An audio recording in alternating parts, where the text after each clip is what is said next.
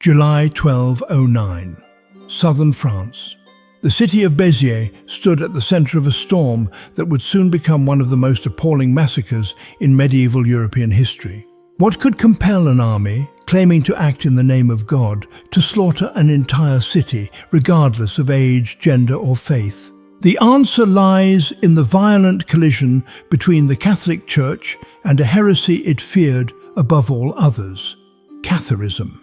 Known as good Christians by their followers, the Cathars rejected the authority of the Catholic clergy, denounced materialism, and promoted a radically dualistic view of good and evil. To the Church, they were not just heretics, they were an existential threat. In 1208, Pope Innocent III declared a crusade not against Muslims in the Holy Land, but against fellow Christians in southern France. His goal? Eradicate the Cathar heresy.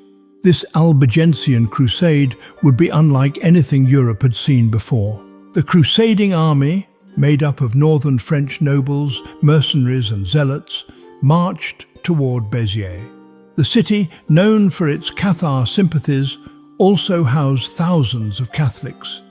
Yet the distinction between heretic and faithful would soon vanish in blood. At the centre of this unfolding tragedy was Arnaud Amalric, the papal legate appointed by Innocent III to lead the campaign. As his forces approached Béziers, they demanded the city surrender its heretics. The population refused. What happened next became infamous. When asked how to distinguish heretics from Catholics in the chaos of battle, Amalric allegedly gave a chilling reply. Cediteos, novitenim dominus qui sunt eius. Kill them all, God will know his own. Although the accuracy of this quote is debated, it was recorded by Caesarius of Heisterbach, a Cistercian chronicler writing within living memory of the event. Whether Amalric said these words or not, his army acted as though he had. No negotiation, no mercy, only fire and steel. Béziers was about to be annihilated. Crusaders breached Béziers without resistance. At dawn on 22nd July 1209, the crusading army encamped outside the walls of Béziers, expecting a long siege. The city's defences were solid, its people defiant. Yet what unfolded defied every expectation and led to catastrophe. Inside Béziers, tensions were rising. The city's population of roughly 10,000 to 14,000 included not only Cathar sympathizers, but also a majority of Catholic civilians, merchants, artisans and clergy. Many believed their own religious standing or status would shield them from harm.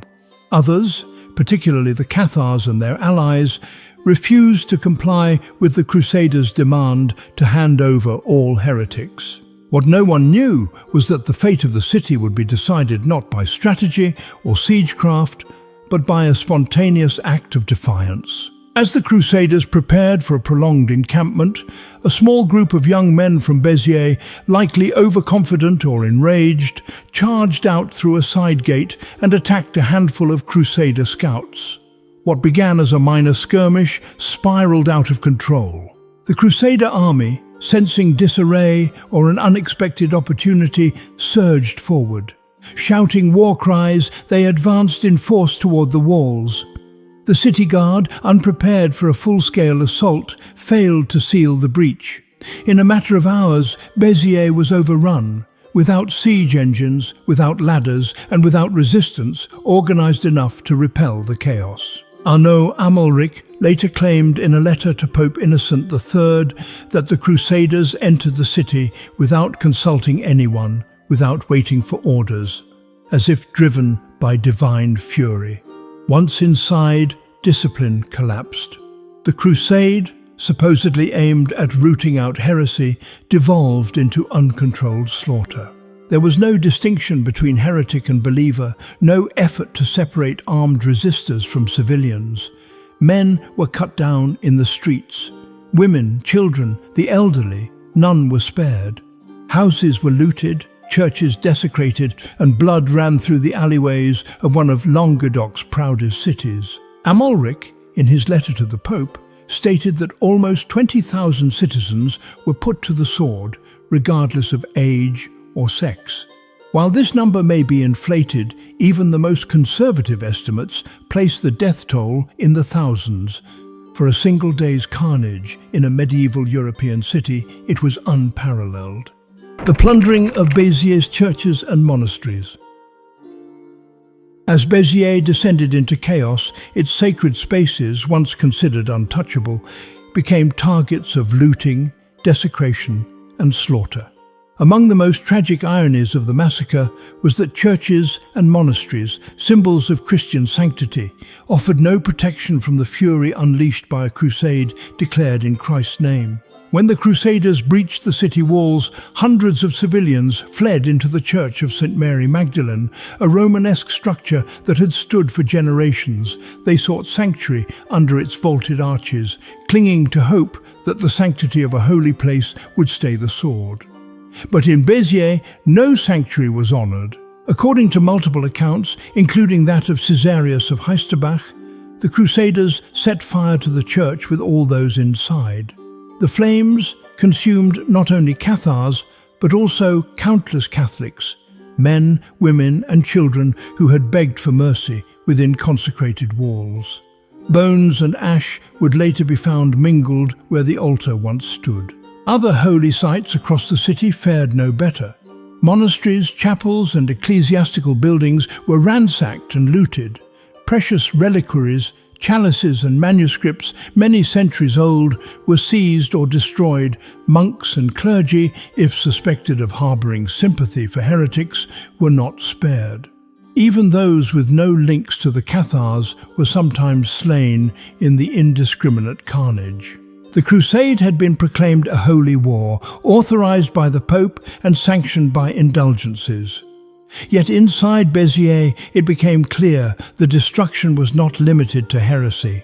It extended to holiness itself. Arnaud Amalric, who had once held the city's sacred spaces in esteem, expressed no regret in his report to the Pope. Instead, he celebrated the city's fall as a divine victory. But what had truly fallen was not just Béziers, it was the boundary between piety and brutality. In the name of faith, even the house of God had been turned into a furnace of death. The burning and abandonment of the city. By nightfall on 22nd July 1209, Béziers was no longer a city. It was a smouldering ruin. Once home to merchants, nobles, artisans and clergy, it had been transformed in a single day into a charred graveyard of collapsed homes, burned churches and mutilated corpses. The massacre was complete, but the destruction was not yet over. With the population annihilated and resistance crushed, the Crusaders turned their attention to systematic destruction. Fires were lit across the city, not as an accident of battle, but as a deliberate act of erasure. Entire quarters were engulfed in flames. Stone buildings cracked in the heat, while timber structures were reduced to ash. Even the cathedral and other churches were not spared, despite their religious significance. According to Arnaud Amalric's own account, the city was pillaged and burnt. The few survivors, those who had fled before the Crusaders arrived or hidden in the surrounding countryside, emerged only to find that their homes no longer existed. The city that had stood for centuries, a proud part of the Languedoc region, was abandoned, lifeless, and blackened by fire. For the crusading forces, Béziers had served its purpose, a horrifying example. The massacre was meant to send a message to other cities in the region suspected of harboring heretics surrender or suffer the same fate. The psychological effect was immediate.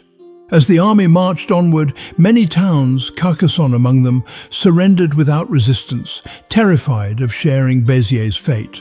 In the end, the destruction of Béziers was not a battle, nor a siege. It was an execution.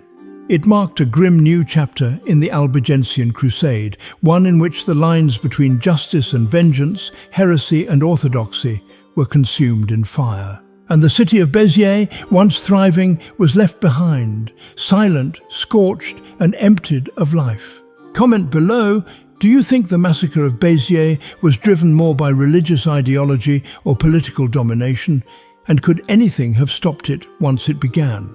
Caesarius of Heisterbach recorded of Arno Amalric's infamous reply, "Kill them all, God will know his own." History remembers, even when mercy does not.